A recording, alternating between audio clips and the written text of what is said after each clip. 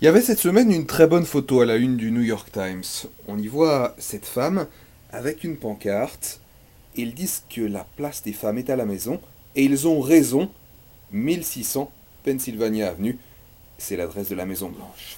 Avec une Hillary Clinton acculée, la question du sexe devient de plus en plus présente ici. La candidate a elle-même fustigé le sexisme dans la campagne, dénonçant des attaques blessantes pour des millions d'Américaines. Selon elle, le racisme semble moins bien toléré que le sexisme dans la société américaine.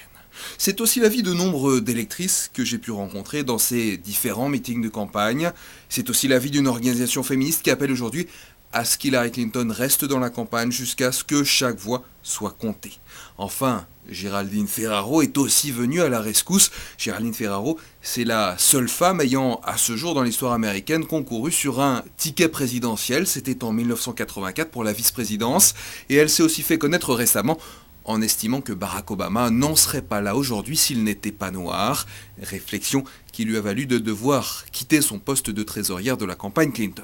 Cette fois, Géraldine Ferraro raconte que lors d'un meeting de campagne d'Hillary Clinton en janvier, un homme était arrivé avec un t-shirt portant l'inscription « Repasse ma chemise », ce qui n'a pas suscité véritablement de tollé. En revanche, dit-elle, vous imaginez le scandale s'il s'était pointé à un meeting de Barack Obama avec un t-shirt « Serre mes chaussures ».